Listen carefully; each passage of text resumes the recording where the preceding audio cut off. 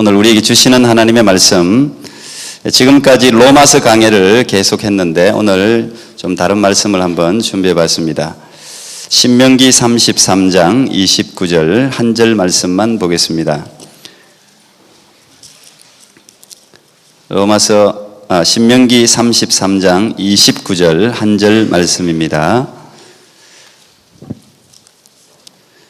제가 한번 읽고 여러분 같이 한 목소리로 한 번 더 읽도록 하겠습니다. 신명기 33장 29절. 혹시 또 외국 분들을 위해서 지금 2층에서 우리 세라전 도사님이 트랜스레이 하고 있습니다. 혹시 또 이어폰 필요하신 분들은 또 말씀해 주시기 바랍니다. 하나님의 말씀입니다. 이스라엘이여, 너는 행복자로다. 여호와의 구원을 너같이 얻은 백성이 누구뇨? 그는 너를 돕는 방패시요 너의 영광의 칼이시로다. 내 대적이 네게 복종하리니 네가 그들의 높은 곳을 밟으리로다. 아멘. 우리 같이 한 목소리 한번 드리겠습니다. 시작. 이스라엘이여, 너는 행복자로다. 여호와의 구원을 너같이 얻은 백성이 누구뇨? 그는 너를 돕는 방패시요 너의 영광의 칼이시로다. 내 대적이 네게 복종하리니 내가 그들의 높은 곳을 밟으리로다. 아멘. 오늘 행복을 찾아서, 제목이 좀 식상하긴 한데 행복을 찾아서 이런 제목으로 말씀을 나누려고 합니다. 우리 옆 사람에게 한번 물어보십시오. 지금 행복하십니까? 한번 여쭤보십시오. 예. 막 잠이 왔는데 깨신 분들도 계십니다, 지금. 예. 행복에 대해서 이야기를 제가 좀 처음 오시는 분들도 있어서 한번 해보려고 하는데, 행복에 대해서 참 이야기하기 어렵습니다. 마치 우리가 사랑을 다 알긴 하지만 사랑을 설명하기가 어려운 것과 같이 행복 이야기하기 정말 어렵습니다. 아리스토텔레스는 행복은 삶의 목적이다 그랬어요. 그러니까 분명히 행복이라는, 물론 영어로는 전부 bless를 행복으로 번역해요. 우리는 해피니스라고 이야기하지만 사실은 원래 여기서 이야기하는, 오늘도 여기 행복자라는 이야기는 bless입니다. bless. 우리 교회하고 세상이 좀 행복이라는 개념이 좀 다른데 그건 그냥 여러분들이 참고하시고 들어주시면 되겠습니다. 어쨌든 이 행복이라는 이 어떤 가치를 세상 사람들도 또 교회 다니는 사람들도 굉장히 중요하게 여깁니다. 아리스토텔레스라는 이 위대한 철학자도 행복이 모든 사람들의 공통적인 삶의 목적이라고 말할 정도니까 아마 모든 사람들이 찾는 것은 분명해요. 행복을 찾고 있어. 우리가 행복을 붙들려고 해요. 심지어는 대한민국 헌법에도 제10조에 행복 추구권이 있어요. 헌법, 모든 국민은 인간으로서 존엄과 가치를 가지며 행복을 추구할 권리를 갖는다.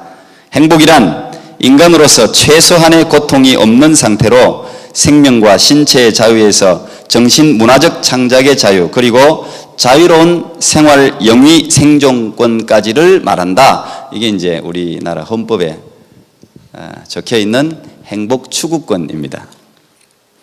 근데 문제는 어디에 있죠? 모든 국민들이 다 행복해야 된다, 행복을 추구할 수 있다라고 헌법에도 명시되어 있는데 모든 국민은 행복하지 않다는데 문제가 있어요. 헌법에 행복하십시오 뭐 적는다고 해서 헌법이 행복이라는 게 주어지지 않는다는 것이죠. 자, 오늘 우리가 행복을 함께 찾아봐야 되는데 먼저 여러분에게 작은 선물을 하나 드리고 시작하는 게 좋겠습니다. 또 뭐 두리번하면서 뭐가 있나 이렇게 보지 마십시오. 돈 안 들면서 가장 기분 좋은 선물은 역시 립 서비스입니다. 옆 사람에게 이렇게 한번 인사하면 좋겠습니다. 이리저리 둘러봐도 제일 좋은 건 그대와 함께 있는 것. 자, 인사해 보세요. 자, 인사해 보세요.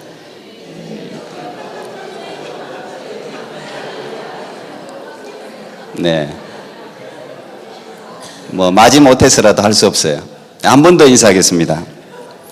그대는 내게 행복을 주는 사람입니다. 한번 인사해 보세요. 네. 예, 가족들이 함께 앉으신 분들은 뭐 열심히 축복하시네요.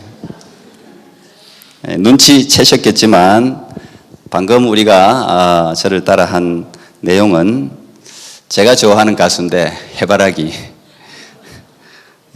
이주호 씨가 작사 작곡한 행복을 주는 사람의 가사 중에 하나입니다. 이리저리 둘러봐도 제일 좋은 건 그대와 함께 서 있는 것. 네, 제가 끝까지 다 그대 내게 행복을 주는 사람. 제가 또 부르면 박수 칠 것 같아갖고 예, 제가 뭐 다른 선물 준비한 게 없고 제가 강대상에서 이거 처음 부르죠. 예, 우리 교회에서 아마 제가 8년 목회하면서 가요 처음 부를 겁니다. 예, 그만큼 오늘 오시는 분들을 환영하기 위해서 예, 내가 가는 길이 험하고 멀지라도 그대 내게 행복을 주는 사람. 예, 그 다음은 가사가 예, 이 이주호 씨가 작사 작곡한 노래를 제가 거의 많이 좋아해요. 사랑으로라든지 뭐 그걸 참 좋아합니다. 마치 복음성가 같아요. 크리스찬이죠?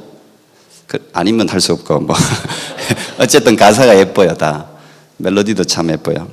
때론 지루하고 외로운 길이라도 그대 함께 간다면 좋겠네. 때론 즐거움에 웃음 짓는 나날이어서 행복하다고 말해주겠네. 예. 사실은 오늘 이 가요지만 이 가사 내용에 제가 오늘 이야기하려고 하는 결론적인 부분들이 여기에 있어요. 제가 이 행복을 찾아서, 그러면 이 행복을 우리가 어떻게 찾을 수 있느냐를 말하기 전에 오늘 전체 내용을 행복에 대해서 우리가 가지고 있는 잘못된 선입견 3가지만 제가 여러분과 함께 나누려고 합니다. 이렇게 제가 립서비스 해도 좀 행복해지셨죠? 얼굴이 좀 달라지셨어요 벌써. 네. 행복은 미래를 위해서 쌓아놓는 게 아니고 지금 우리가 누리는데 행복에 중요한 가치가 있습니다. 이리저리 둘러봐도 제일 좋은 건 그대와 함께 있는 것. 지금 같이 있는 사람들이 여러분에게 가장 소중한 사람들이죠. 지금 이 시간이 또 여러분에게는 가장 소중한 시간이죠. 사람들은 행복을 이야기할 때 머리로는 그렇게 인정하는데 실제로는 그렇게 생각하지 않는 게 있어요. 그건 뭡니까? 행복은 소유의 유무에 있다는 거예요. 행복은 많이 가지면 행복할 수 있다. 머리로는 그렇지 않다라고 이야기하는데 실제 우리의 삶은 많은 것을 가져야 행복할 것이라고 믿고 쫓아가고 있어요. 그렇죠? 대표적인 게 돈이죠 뭐. 돈을 많이 벌려고 하다 보니까 공부도 하고 또 좋은 직장도 들어가고 많은 걸 붙들려고 하잖아요. 우리 마음속에는 행복의 반대, 즉 unhappiness, 불행은 없어서 느낀다고 생각하는 거예요. 우리가 뭔가 부족하기 때문에 우리가 불행하다고 생각하니까 자꾸 그 부족을 채우려고, 소유하려고, 쌓으려고 하는 거죠. 지금 아마 여러분도 그 가운데 지금 계실 거예요. 뭔가를 붙들고 뭔가를 쌓고 뭔가를 가지고 뭔가를 많이 내 안에 쟁취하기 위해서 우리는 그게 행복이라고 생각하는 거죠. 근데 머리로는 다들 아니래요. 소유의 유무의 행복이 있지 않다고 생각해요. 근데 우리의 삶은, 몸은 그렇게 따라간다는데 우리의 불행이 있어요. 만약에 돈의 소유, 돈을 많이 가진 것이 행복이라고 하면 부자들은 다 행복해야 되는데 그렇지 않잖아요. 돈이 없는 사람들은 불행해야 되는데 그렇지 않잖아요. 없는 사람들이 오히려 행복한 사람들이 많아요. 그것은 해마다 조사하고 발표하는 국가 행복 지수만 봐도 알잖아요. 거의 계속 1등한 나라가 어디였습니까? 방글라데시였습니다. 물론 이제 작년에 비누아트 공화국이라고 뭐 저는 잘 들어보지도 않은 나라인데 그 나라가 1등 했대요. 행복지수. 근데 그 나라는 국민들의 90% 이상이 직업이 없대요. 삶이 굉장히 심플하대요. 그냥 먹을 거 있으면 행복한 거예요. 그리고 선진국의 국민들과 이런 비나투 공화국이라든지 방글라데시 국민들의 웃음을 비교해보면 딱 표가 난대요. 이런 분들의, 이 나라에 사는 사람들의 웃음은 너무 해맑대요. 그냥 근데 우리는 좀 그러질 못한 것 같아요. 이미 통계가 이야기하고 있지만 선진국이 경제 지수가 높을수록 어떻습니까? 행복 지수는 낮고, 다행히도 우리나라 행복 지수가 미국보다는 좀 높아요. 거의 비슷비슷하지만. 또 경제 지수가 높은 나라일수록 자살률이 높아요. 참 이상하죠. 많은 걸 가지는 것이 행복하다면 왜 자살하겠어요? 결코 그렇게 비례하지 않는다는 것이죠. 여러분, 성경에도 소유로 따지면 가장 많은 소유를 한 사람이 누구였습니까? 솔로몬이었습니다. 솔로몬. 전무후무하게 가장 많은 것을 이 세상에서 누린 사람이었어요. 저도 전도서를 굉장히 좋아하는데, 전도서를 읽어보면 솔로몬이 어느 정도를 누렸느냐, 자기가 눈에 보이는 것은 다 가져봤다는 거예요. 눈으로 저거 가지고 싶다는 것은 이 세상에 있는 건 다 가져봤다는 거예요. 오죽하면 부인도 그렇게 많이 가졌겠어요. 다 가져봤대요. 근데 전도서가 우리에게 이야기하는 건 뭐예요? 보아도 만져도 누려도 만족함이 없다는 거잖아요. 족함이 없다는 거 아닙니까? 그래서 솔로몬이 전도서를 통해서 마지막에 내리고 있는 결론이 뭡니까? 전도서 12장에는 처음 청년들이여 라고 부르면서 너의 창조자를 기억하라 라고 말하잖아요. 이 땅에서 얻는 거, 일하는 거, 모든 것이 다 몸을 피곤하게 한다는 거예요. 실제로는. 오직 하나님, 예수 그리스도를 아는 것이, 그게 행복이라고 결론을 내리고 있어요. 행복은 분명히 소유에 있지 않다는 것을 우리는 잘 아는데도 불구하고 소유하려고 하는 것은 우리 안에서 일어나는 욕구 때문이에요. 본능적으로 이 욕심이 우리 안에서 자꾸 뭔가를 가지려고 해요. 근데 이 행복이라는 것은 내가 충분하다고 느낄 때 그 느낌이 행복한 건데, 사람은 희한하게도 가지면 가질수록 자기보다 많이 가진 사람이 보여요. 공부를 못하는 아이들 보세요. 행복해요. 다 등수 신경 안 써요. 행복해요. 근데 등수가 높이 올라가면 올라갈수록 느끼는 감정은 불행해요. 1등이 돼도 불행해요. 뺏길까 봐 불행해요. 2등이 되면 자기 위에 한 명이 있으니까 불행해요. 잡아야 되니까. 어느 책에 보니까 인간은 행복의 요소를 태어날 때 99%를 가지고 태어난대요. 행복할 수 있는 요소가 99%를 가지고 있대요. 이미. 나머지 1%를 찾으려고 애를 쓴다. 그걸 어떻게 수치를 계산했는지 모르겠지만 의미 있는 이야기를 적어놨더라고요. 이 1%를 스스로의 노력으로 채워간다는 것이죠. 근데 많은 사람들이 이미 99%의 행복 요소를 지니고 있는데 이걸 누리지를 못한다는 거예요. 이걸 없는 1% 때문에 불행해진다는 거예요. 그것 때문에 마음 아파하고, 그것 때문에 막 뭔가 잡으려고 경쟁하고, 그것 때문에 힘들다는 것이죠. 그러니까 여러분에게 99%의 행복 요소가 있다는 걸 믿습니까? 있어요. 있어요. 당장에 여러분들 병원을 가보고 장애인 시설에 가보고 한번 가보면 알죠. 내가 행복했구나. 금방 이 행복이라는 것도 비교해서 오기 때문에. 사람들은 성공하면 행복할 거라고 생각하지만 이건 전문가들이 이야기하는 일치된 견해예요.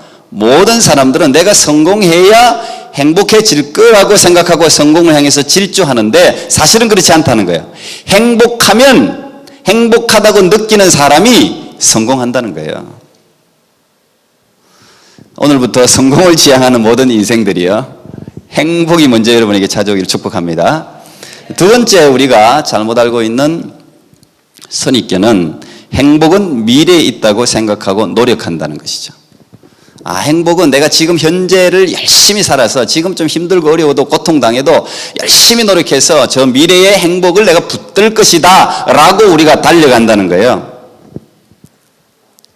그래서 그 미래의 행복을 위해서 현재를 혹사시키는 거예요. 자기 몸을 혹사시킬 뿐 아니라 가족들도 희생시키는 거예요. 한마디로 즐기지 않는다는 것이죠. 삶을 즐기지 않아요. 왜? 미래를 즐기기 위해서. 그 행복 때문에 미루어 두는 거죠, 다. 한국 사람들은, 많은 사람들이 의아해합니다. 우리 아시죠? 우리 IQ가 세계에서 1, 2위 하는 거. IQ 굉장히 높아요. 머리도 좋아요. 실제로 굉장히 좋잖아요. 예. 정말 좋아요. 한국 사람은 어디 가도 적응력이 굉장히 빨라요. 그렇잖아요.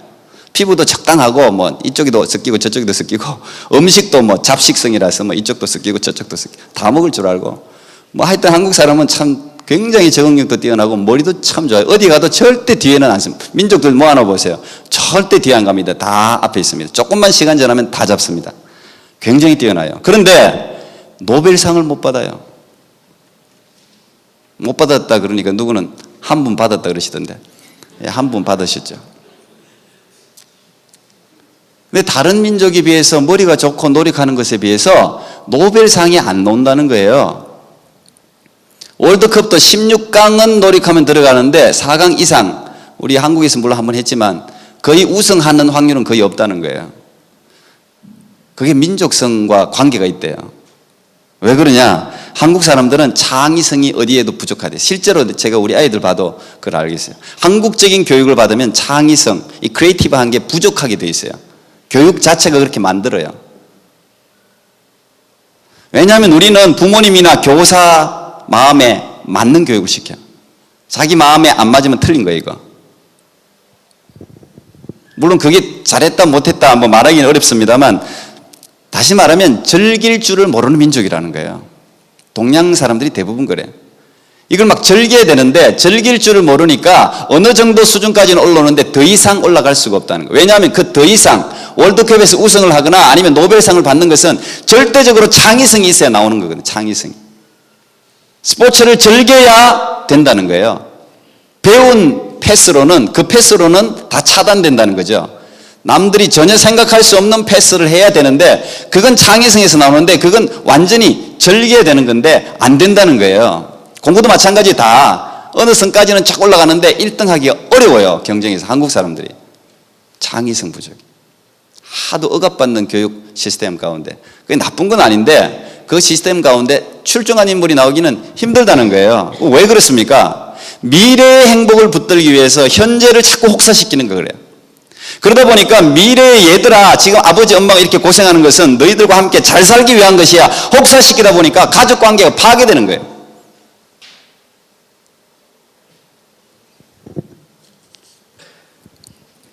연세대 심리학과 교수 중에 한 분이, 우리는 한국 사람들은 대체로 인생을 뭔가 열심히 노력해서 나중에 얻는 어떤 쿠폰 같다는 생각을 한다는 것이죠. 근데 실제로는 그렇게 안 된다는 거예요. 그래서 그분이 조언하기를, 지금 살고 있는 삶의 아주 소소한 것, 아주 작은 것, 아주 일상적인 것을 누려야 된다는 것이죠. 미래의 행복을 예측할 수 있는 지수는, 이 사람이 과연 미래에 행복할까 아닐까를 판단하는 기준은 지금 이 사람이 행복한가래요. 지금 이 사람이 행복한 사람이 미래도 행복할 수 있대요. 지금 이 가정이 행복해야 미래에도 더 행복한 삶을 누릴 수 있다는 거예요. 근데 우리는 그걸 너무 많이 놓친다는 거죠. 저도 마찬가지 같아요. 이 목회자들도 똑같아요. 한국적인 토양에서 자란 목회자들은요, 목회를 즐기기 어려워요.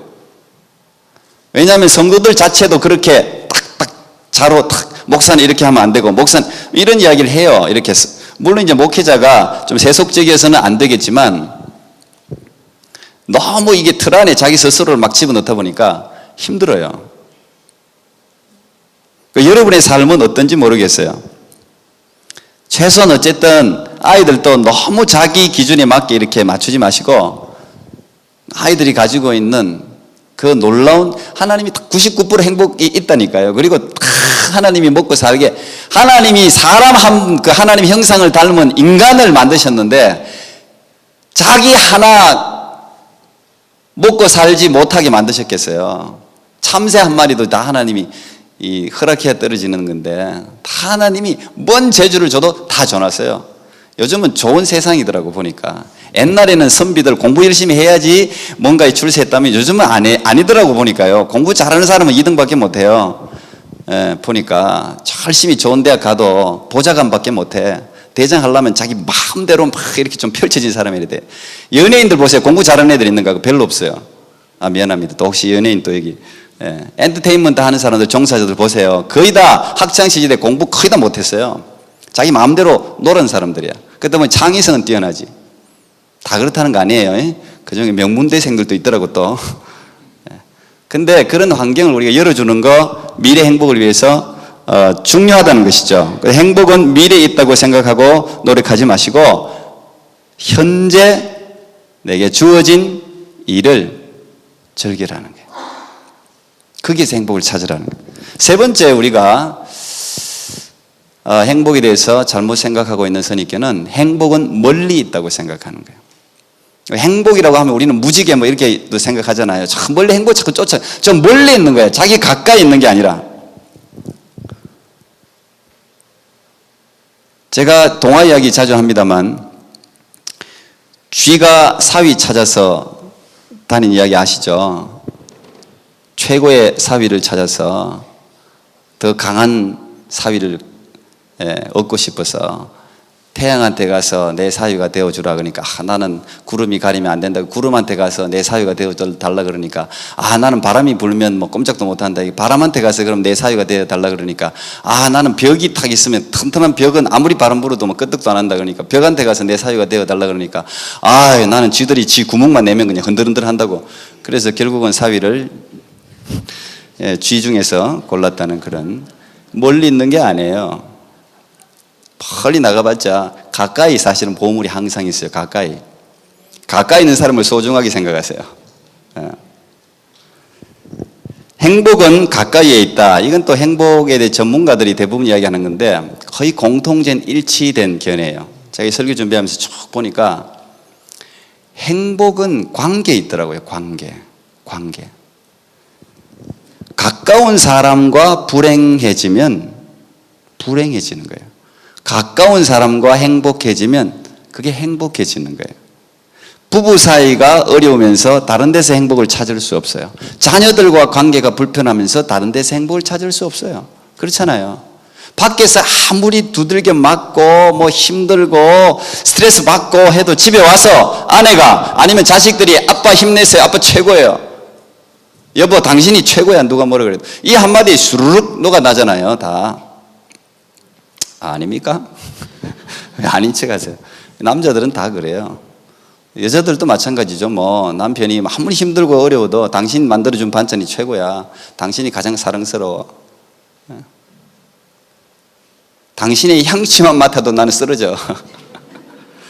집에서 제가 절대 이러면 안 합니다. 근데 그러면 힘이 나는 거예요. 가까운 사람이 100명이 괴롭혀도 한 명이 내게 힘을 주면 힘이 나는 거예요. 그게 행복해지는 거예요. 그게 행복이라는 거죠. 인간이라고 한자 쓸 때 간에는 사이 간자가 있잖아요. 행복은 누군가 연결이 필요하다는 거예요. 불행은 고립되어 있을 때 찾아온다는 것이죠.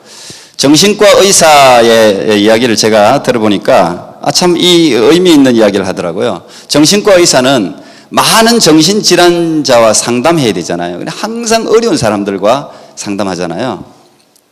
그런데 찾아오는 환자들이 대부분 고통과 불행 때문에 찾아오지 않는데요. 삶이 힘들고 어렵고 고통스럽고 그래서 찾아오는 게 아니래요. 상담을 찾아오는 이유는 그 고통과 불행을 나눌 사람이 없어서 찾아온대요.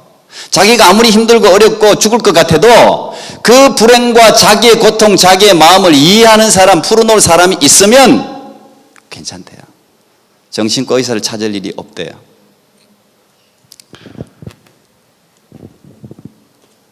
그래서 고립은 죽음보다도 더 무서운 거랍니다. 그래서 요즘 자살도 고독사가 늘고 있다.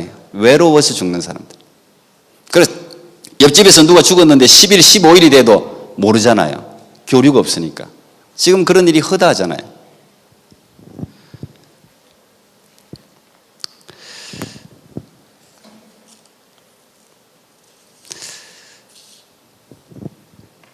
가정사역 훈련을 하시는 지구촌 교회 이희범 목사님이 계신데 이 도표를 한번 띄워주실래요? 아주 심플한데 행복은 관계에 있다.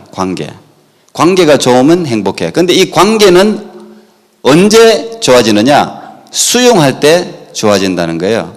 아주 짧은 단어들인데 제가 굉장히 중요한 것 같아요. 다시 말하면 관계가 좋아지려면, 아이와의 관계도 좋아지려면, 남편과의 관계도 좋아지려면 수용하지 않으면 좋아질 수가 없어요. 왜? 아이가 가령 학교에서 리포트를 받아왔는데 CD가 수두룩해요. 다. 아니면 뭐 30점, 20점 뭐 이렇게 받아왔어요. 그러면 거기다 대놓고 이제 너는 누굴 닮아서 머리가 나쁘니부터 시작해서 거기서 막 박살을 내, 그냥 애를. 그러면 애를 박살을 내면 애가 어떻게 돼요? 불행해지죠? 그러면 이제 4시간 후에 나타난대요. 그 다음에 저녁 먹을 시간에 밥 먹으라 하면 애가 시무룩해가지고 거의 안 온대요. 그러면 밥도 맛있게 먹는 게 아니고 그냥 꾀적꾀적 먹죠. 그러면은 너는 공부도 못하는 게 머리도 나쁘면서 밥까지 그렇게 먹냐? 또 엄마가 이렇게 한마디 하면 건강하지도 못하고. 이제 이 관계가 이제 이 아이를 그냥 수용하면 야, 나도 니만 할 때는 공부를 못했어. 근데 중학교 때부터 잘하기 시작했어. 뭐 이러면 희망을 가지고, 엄마도 그래서? 그러면서 밥 먹는 시간도 즐거워서 뭐 건강하게 다 먹는데, 그럼 행복해진다는 거예요. 그러면 나도 행복해지고, 그 아이도 행복해지고. 남편이 늦게 들어오면 허구한 날 맨날 돈도 요만큼씩 벌어오면서 맨날 늦게 온다고 뭐 오자마자부터 막 하면 나도 불행해, 남편도 불행해. 남편 더 안 들어온대요. 그 다음날 또 늦게 들게 해서. 그 남편을 얼마나 힘들었으면 그래서 수용하고, 뭐 우리 뭐 그런 사람이 없지만 손도 한씩 닦아주고 발도 닦아주고 아침에 탁 이렇게 또 해장국도 잘 끓여주시고. 그러면서 저분이 이런 이야기 하던데요. 그 남편 보고 당신은 정말 대단한 분이에요. 대단한 남편이에요. 왜 그러냐? 옆집에 그 남편은 술을 먹으면 자기 집을 못 찾는데요. 그래서 맨날 경찰서에서 전화 오는데 택시 타도 자기 집을 몰라갖고, 근데 어떻게 당신은 만취가 되어도 이렇게 자기 집을 정확하게 찾아오냐고 정말 놀랍다고. 그러면 남편이 알았다 그러고 일찍 들어온대, 그때부터. 어쨌든 아내가 남편을 수용하면 관계가 좋아진다, 행복해진다는 거예요. 근데 이 수용은 또 어디서 생기느냐? 이해에서 수용이 된다는 거예요. 남편이 어떤 이상한 행동을 해요. 근데 그걸 수용하고 싶어도 수용할 수가 없어. 남편이 왜 저러는지.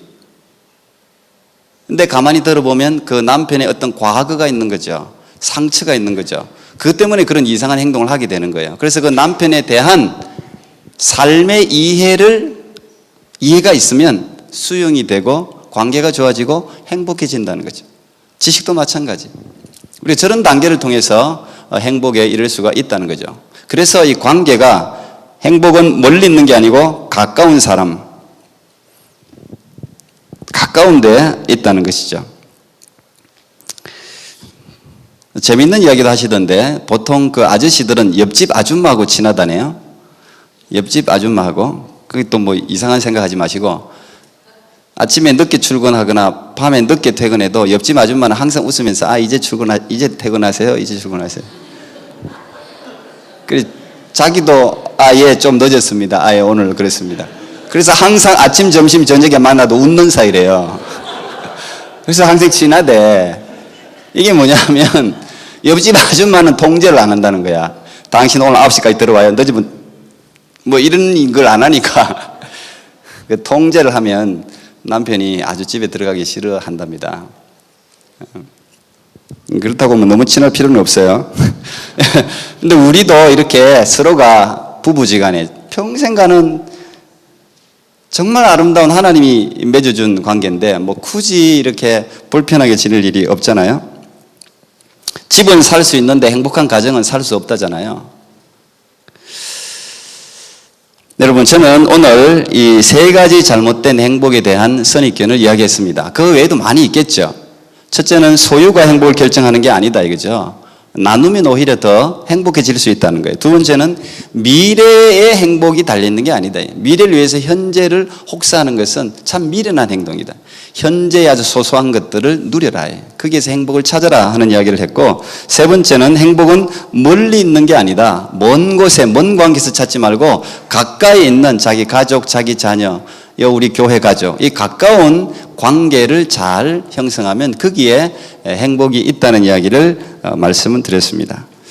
자, 근데 오늘 결론적으로 제가 마지막으로 짧게 이 결론을 내겠습니다. 오늘 우리는 신명기 33장을 통해서 모세라는 위대한 영적 지도자가 죽기 전에 유언같이 남긴 말씀이 이 신명기인데, 신명기 마지막 장에, 거의 마지막에 사실 33장이 34장은 추가한 거고, 33장 마지막에 이스라엘이여 너는 행복자로다 했단 말이에요. 너희들이야말로 정말 행복한 거다. 그 말의 안에는 너희들은 정말 행복한 건데 행복한 걸 왜 이렇게 모르고 있냐, 그런 말도 돼요. 하나님이 이때까지 이렇게 인도한 모든 것에 우리는 없는 걸 자꾸 생각하니까 불행하다고 생각하는데 너희들은 정말 행복한 거다. 오늘 뭐라고 적어놨습니까? 여기 보니까 여호와의 구원을 너같이 얻은 백성이 누구냐? 그는 너를 돕는 방패고 너의 영광의 칼이고 내 대적을 네게 복종하리니 네가 그들의 높은 곳을 밟을 것이다. 하나님이, 다시 말하면 행복은, 우리가 세상에서 행복을 찾지만 제가 결론적으로 여러분에게 말을 한다면 세상에 행복은 없습니다. 죄송합니다. 저도 행복하고 싶은 사람인데요, 세상에 행복이 없어요. 일시적인 행복이 존재해요. 근데 이 일시적인 행복을 계속적으로 누려나가는 사람이 그나마 행복에 대해서 성공한 사람이라고 볼 수 있겠죠. 왜 그렇습니까? 가까운 관계 형성을 잘해도 이 남편이든 자식이든 사람은 언제나 바뀔 수 있어요. 어떤 부분이든 바뀔 수 있어요. 누리는 게요, 잠깐이에요. 아무리 부부지간에도 계속 좋을 수는 없잖아요. 권태기도 오고 왔다 갔다 하잖아요. 물론 이것도 제가 이야기할 게 많은데 나중에 지금 시간이 많이 됐네요. 우리 뇌에서 발생하는 이 파가 있어요. 파가 즐거움을 내는 파가 있고 스트레스를 내는 파가 있어요. 근데 이게 무조건 즐거움만 내는 파를 우리가 계속 내면 정말 행복하겠다 생각하는데 그거는 마약 중독자가 돼요.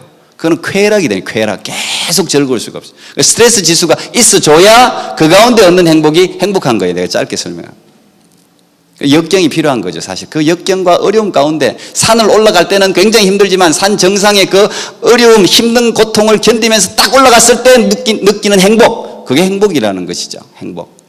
근데 어쨌든 이 세상에는 계속 지속되는 행복이 없어요. 하나님이 그렇게 만들어 놓지 않았어요. 결론적으로 스펄전 목사님이 이런 이야기를 했어요. 이 땅에서 행복을 기대한다는 것은 죽은 자 가운데서 산 자를 찾아 헤매는 것과 같은 일이다. 그리스도께서 이곳에 계시지 않기 때문이다. 그분은 승천하셨다. 우리의 기쁨은 이곳에 있지 않다. 그리스도와 더불어 승천한 것이다. 그리스도의 행복은 눈으로 보고 귀로 듣고 손으로 만져보고 즐기는 것들이 아니다. 행복은 영적 문제이다. 행복은 오늘 향연을 베풀어야 하는 그러한 일이 아니다. 행복은 영원한 하늘의 상급, 영원한 행복을 얻기 위해서 단지 이 세상에서 인내하면서 그 열매가 익을 때까지 억제되어 있는 것이다. 이런 말을 했어요. 저는 거기에 공감해요. 이 세상엔 행복이라는 것을, 영원한 행복을 찾을 수가 없어요. 영원한 행복은 변하지 않는 영원한 분에 의해서만 얻을 수 있는 것이죠.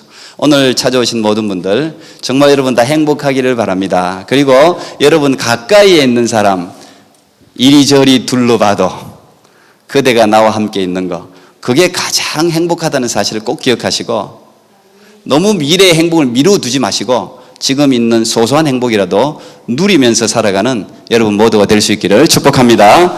기도하겠습니다. 감사합니다. 하나님, 오늘도 하나님의 귀한 백성들을 불러주시고 함께 예배하는 즐거움을 주시니 감사합니다. 하나님, 일주일에 한 번 주님 앞에 예배드리는 이 시간을 우리가 넉넉하게 하늘의 기쁨과 은혜로 누리게 해주시고, 이 예배 시간을 통해 지쳐있는 우리의 육신과 마음과 영혼이 살아난 놀라운 일들을 날마다 매주마다 경험할 수 있도록 도와주옵소서. 예수님 이름으로 기도합나이다. 아멘.